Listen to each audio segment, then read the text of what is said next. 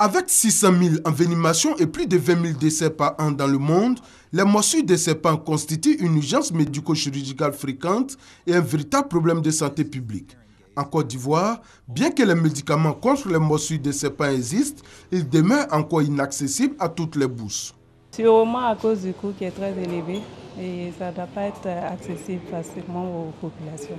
Certains pays de la sous-région ont pourtant trouvé la solution. Les médicaments contre les morsures de serpents sont subventionnés par l'État. C'est accessible à toute la population à un prix subventionné par l'État et c'est à 15 000 francs l'ampoule. C'est des négociations qui ont été faites pendant plusieurs années pour que l'État comprenne le besoin, la nécessité et de venir en aide aussi à la population. À partir des discussions entre le ministère de la Santé et la centrale d'achat des médicaments essentiels, réussit à faire baisser le coût des antivenimeux qui était autour de 30 000 à 2 500 pour que ce soit accessible aux populations rurales qui sont les plus touchées. Ces pays présents à la 6e conférence internationale sur les envenimations par morsure de serpents et piqûres de scorpions en Afrique sont venus partager leurs expériences avec les autres pays et contribuer également au lobbying pour inciter les États à subventionner la prise en charge des victimes de morsures de serpents. Nous voulons que l'État de Côte d'Ivoire essaie de tricher entre parenthèses les autres pays comme le Togo qui ont eu à subventionner ce sérum-là pour que nous qui prenons en charge les morsures de serpents, nous puissions être à l'aise quand nous allons demander à notre malade d'aller prendre un sérum. À l'issue de cette conférence co-organisée par la Société africaine de vénimologie et l'Institut Pasteur de Côte d'Ivoire, les participants ont recommandé la promotion des sérums anti-venins de qualité et les rendre disponibles et accessibles par une subvention de l'État et ou des partenaires tels que l'OMS et l'OAS, et la formation à la base du personnel de santé à une bonne prise en charge des envenimations. Cette dame est toute heureuse. Elle vient de recevoir de la part de la Fondation Adjana Bintou Cissé un présent. Comme elle, elles sont nombreuses ces femmes démunies, veuves des communes de Yopougon, d'Adjamé et d'Abobo qui ont reçu de la part de la Fondation des cadeaux. Pour le président de cette fondation, cet acte de haute portée sociale vise à contribuer au bien-être de ces femmes. Que d'émotions aujourd'hui, de Yopougon à Adjamé en passant par Abobo, nous avons ressenti l'amour des mamans. D'autres qui ont perdu leur mari, d'autres qui ont perdu leur enfant, leur dit que non, elles ne sont pas seules, elles sont avec nous. Heureuses, les bénéficiaires n'ont pas manqué d'exprimer leur gratitude à la Fondation Adjana Bintou Cissé. Je suis très heureuse de la part de la Fondation Nabitou Cissé. Surtout mon fils Nabi qui a pensé à moi. Selon le premier responsable de la Fondation Adjana Bintou Cissé, les femmes démunies des autres communes du district autonome d'Abidjan recevront elles aussi les jours à venir des présents.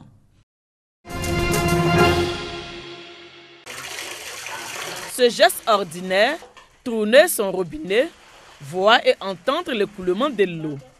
Une chose presque impossible, il y a de cela quelques années dans la ville de Mans. Dans les années 2006, là, jusqu'à 2010 même, 11 même, on avait un problème d'eau ici, surtout les robinets là. On avait trop de problèmes, l'eau se coupait à tout moment. En 2010, on a fait près de 3 mois, on n'a pas eu l'eau en main ici. Pour faire face à ces désagréments, la population avait recours à des solutions palliatives.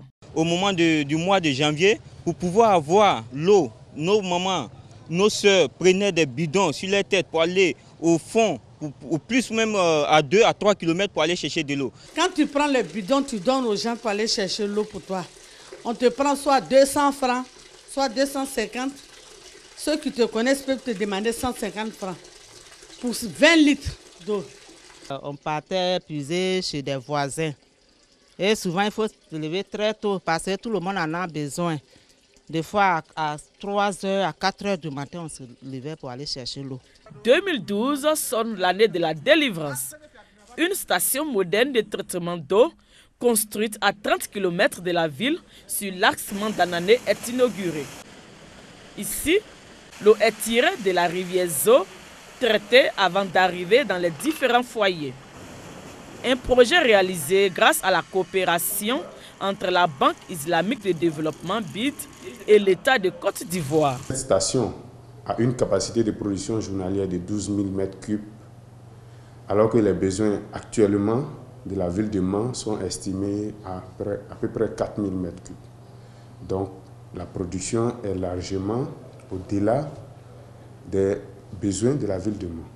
De l'eau donc à l'abondance, il y en a dans les robinets de Mans. Avec Zobala, nous n'avons pas de problème. Et nous remercions le président de la République. C'est grâce à lui qu'on n'a pas de problème d'eau aujourd'hui. Tous les jours, les matins, la journée comme la nuit, il y a l'eau. Malgré cela, il subsiste encore quelques perturbations de l'approvisionnement en eau potable dans la cité des 18 montagnes. De temps en temps, on coupe, mais ça ne dure pas. Peut-être ça coupe matin, le soir, c'est gars-là. Le réseau, à l'instar de toutes les grandes villes de la Côte d'Ivoire, le réseau de Mans est vieillissant. Et donc, il y a des conduites, il y a des travaux qui sont en cours présentement sur le réseau et en voie d'achèvement, ce qui justifie quelques perturbations sur la desserte de l'eau potable de la ville. L'eau, une réalité à Mans, reste à faire face à l'épineuse question de la croissance démographique qui très vite réduit la disponibilité des ressources, la zone étant en plein repeuplement après plusieurs années de crise. Animation publique, jeux de questions, réponses sur plusieurs thématiques liées au secteur environnemental. Distribution des gadgets ont ponctué cette caravane de sensibilisation dans la capitale politique de la Côte d'Ivoire. Une occasion saisie par le directeur général de l'environnement pour appeler les femmes des marchés, les commerçants, les jeunes et la chefferie traditionnelle à un engagement ferme pour la préservation de leur environnement et de leur cadre de vie. C'est nous-mêmes qui provoquons les maladies.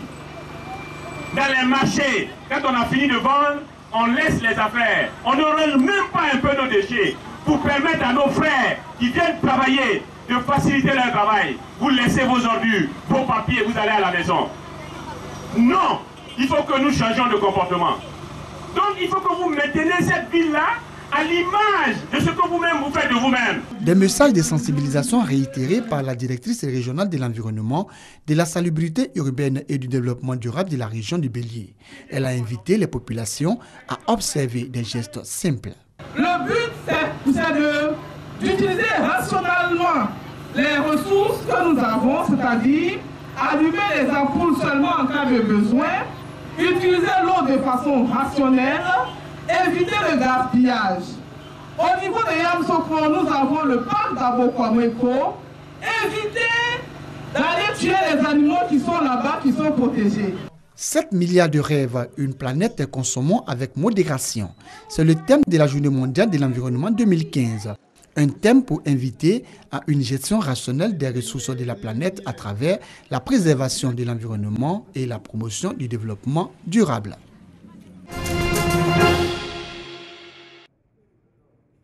1985 à 2015, le Croco-Théâtre de Yamoussoukro a 30 ans. Traoré Mamadou, comédien metteur en scène, et ses coéquipiers Kamate Abdou Araman, Fofana Lamine, Sawadogo Boukari, en créant ce groupe, se fixaient comme mission d'éduquer, de sensibiliser et d'informer la population à travers la culture dans une atmosphère de gaieté et de fraternité. Des lauriers, le Croco-Théâtre en a eu, avec notamment les pièces théâtrales Suède-Afrique en 1985, Entorse à la paix en 1986, Wangrin en 1989, etc. Avec l'équipe actuelle dirigée par Kwame Kofi Etienne, le Croco-Théâtre a remporté le premier prix de concours de conte « Il était une fois » de la RTI en 1998. Pour son anniversaire, théâtre, conte, prestations artistiques étaient au rendez-vous. Avec les difficultés que connaît le théâtre en Côte d'Ivoire, le Croco-Théâtre en appelle au soutien des autorités. Je dis à monsieur le ministre Maurice Bandama que le Croco-Théâtre de Yamoussoukro a 30 ans, c'est une troupe mature et nous avons besoin de son soutien. En attendant, joyeux anniversaire au Croco-Théâtre de Yamoussoukro.